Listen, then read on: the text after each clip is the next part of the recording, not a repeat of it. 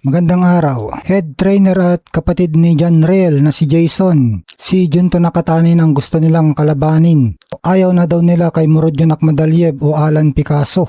Kung susiriin natin, mas logical naman na dapat ay si Junto Nakatani ang tatargetin ni Casimero. Siyempre kung usapang kita ang pag-uusapan, sina Oya Inoue ang pinaka-ultimate goal ni Casimero. At dahil katatapos lang ng mega fight ni na Inoue at Junto Nakatani, kaya ang sinamang makatapat at makatalo kay Nakatani ay otomatikong makakakuha ng pinakamalaking atensyon mula kay Inoue. Kaya kung makakalaban ni Casimero at tatalunin itong si Nakatani, ay wala nang rason si Inoue para iwasan siya. Siyempre si Nakatani ay mas malaking pangalan at pay-per-view na value kumpara kina Akhmadaliev na mailap at madalas may issue sa mandatory spots, at Alan Picasso naman ay hindi pa ganoong kasikat sa Asia at Japan. At si Nakatani ay isang premiadong pambato ng Japan at dating kampiyon, isang pound for pound star. Kahit nga natalo ito kay Inoue ay pasok pa rin siya sa pound for pound dahil maganda pa rin ang pinakita niya sa laban niya kay Inoue. At syempre kapag si Nakatani ay mas malaking pera, mas malaking karangalan at mas patok sa mga Japanese promoters ang labang Casimero versus Nakatani.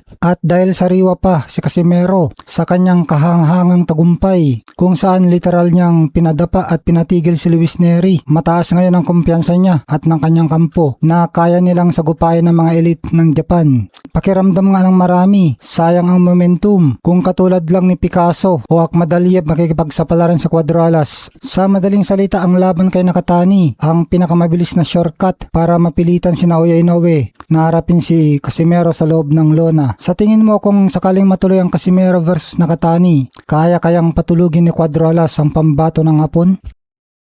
Samantala, kinilala ng ESPN sa Casimero na pampitong pinakamahusay sa featherweight sa mundo para sa buwan ng Hunyo matapos ang kanyang impresibong panalo laban kay Luis Nery. Ito ang listahan ng ESPN Featherweight Rankings. Number 1, Rafael Espinosa, WBO champion. Record niya 28 wins, 0 loss. 24 win by knockout. Number 2 si Bruce Carrington. Siya naman ang WBC champion. Ang record niya 17 wins, 0 loss. 10 win by a knockout. Pangatlo si Brandon Figueroa, siya naman ang WBA champion. Ang record niya 27 wins, 2 losses, 1 draw, 20 wins by knockout. Pang-apat si Nick Ball, record niya 23 wins, 1 loss, 1 draw, 13 wins by knockout. Pang-lima si Murodjon Akhmadaliev, record niya 15 wins, 2 losses, 12 wins by knockout. Pang-anim si Luis Alberto Lopez, record niya 32 wins, 3 losses, 18 wins by knockout. At ito na nga, pampito, ang ating pambato Cuadralas, angas ng Pinas, General Casimero. Ang kanyang record 36 wins, 5 losses, 1 draw, 25 wins by knockout. Pangwalo si Mirko Cuello, record niya 16 wins, 0 loss, 13 wins by knockout. At ang pangsyam si Luis Nery, record niya 37 wins, 3 losses, 28 wins by knockout.